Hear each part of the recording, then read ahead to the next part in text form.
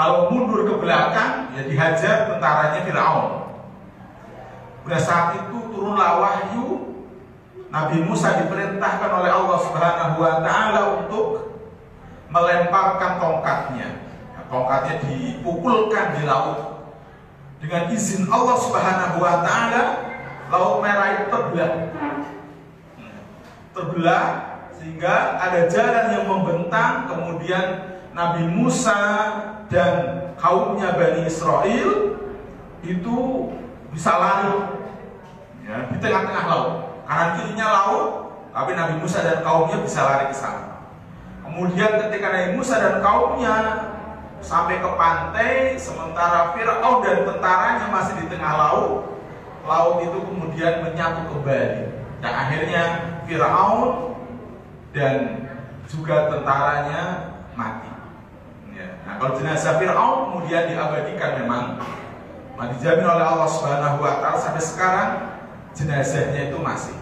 Nah, ketika Bapak Ibu barangkali nanti kapan punya rezeki umroh, kemudian sekalian tur ke Mesir, itu nanti bisa melihat ya, jasadnya Firaun.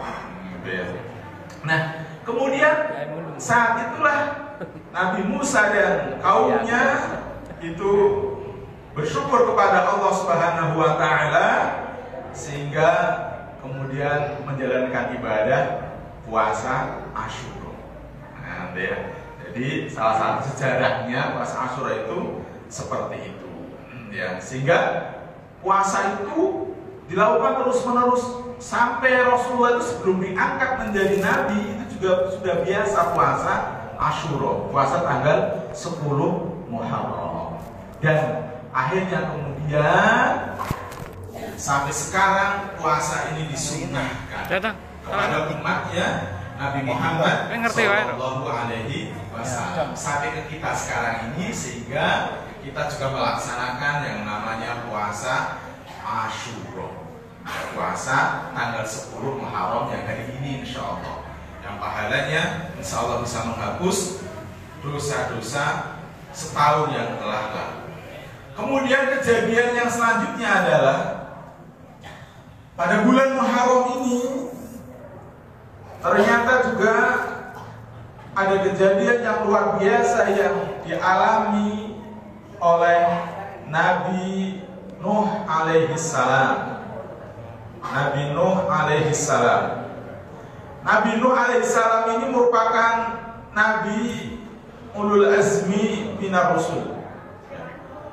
Dia 5 nabi yang dikatakan ulul azmi karena kesabarannya luar biasa di dalam berdakwah itu, maka Nabi Nuh ini termasuk adalah nabi yang digolongkan menjadi nabi ulul azmi.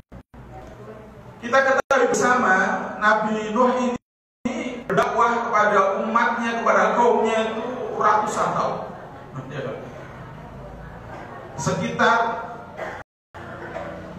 950 tahun berdakwah.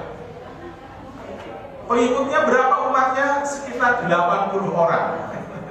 Jadi berdakwah selama 950 tahun dan 1000 tahun hanya mendapatkan pengikut atau umat 80-an orang. Ini kalau kita dakwah selama itu semuntung gitu. Nah, ya, dakwah lama sekali pengikutnya itu hanya sekitar 80-an orang. Dan dakwahnya itu luar biasa Nabi Nuh itu. Dikatakan di dalam surat Nuh, qala rabbi inni da'awtu qaumi lailan wa naharan. Nabi Nuh itu berdakwah selama hampir 1000 tahun malam siang. Istilahnya tak kenal.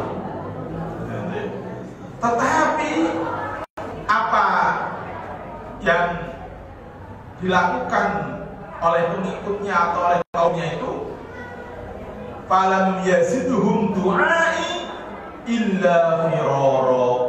Setiap Nabi Nuh dakwah ngejak kebaikan itu firara, malah pada melayu. Si orang melayu dia dalam Al-Quran dikatakan wa inni kullama da'autuhum litaghfir lahum ja'alu asabi'ahum fi adhanihim ora mlayu apa? Tangane dienggo nutupi kupinge. Ja'alu asabi'ahum, jari-jarinya nggo nutupi gitu ya. Fi adhanihim, di telinganya. Nabi Nuh dakwah sebagian Melayu, sing orang Melayu tutupi kupingnya. Tidak cukup itu apa? Wastaghshaw thiyabahum, langsung kerubutan. Ya, bahasa pasir namanya kerubutan. Bajunya, sarungnya langsung apa? Menutupi awake. Jadi ketika Nabi Nuh dakwah seperti itu. Itu dilakukan selama apa? 950 tahun. 950 tahun.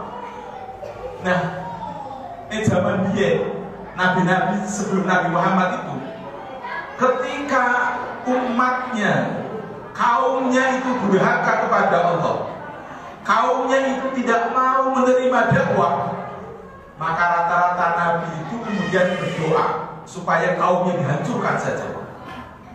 Termasuk adalah kaumnya Nabi Nuh, gitu ya. Nabi Nuh meminta ya, kepada Allah Subhanahu wa taala, wa qala Nuh rabbi la tazal 'alal ardi minal kafirina dayyara.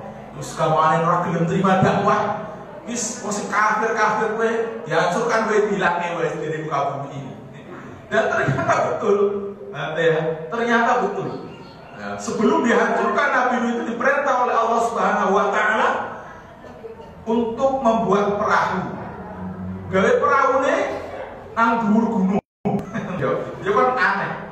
Nah, karena Nabi Nuh gawe perahu kok di dhuwur gunung. Rata-rata nih gak perahu kan yang ning pantai kan begitu, supaya nanti gampang ke lautnya.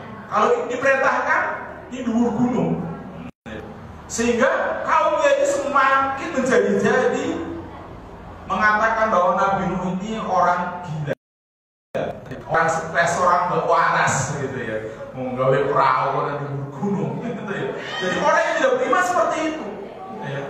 Tetapi Nabi Nuh tidak kenal lelah dengan kaumnya tadi itu yang sekitar 80-an orang, gawe terus sampai perahunya jadi.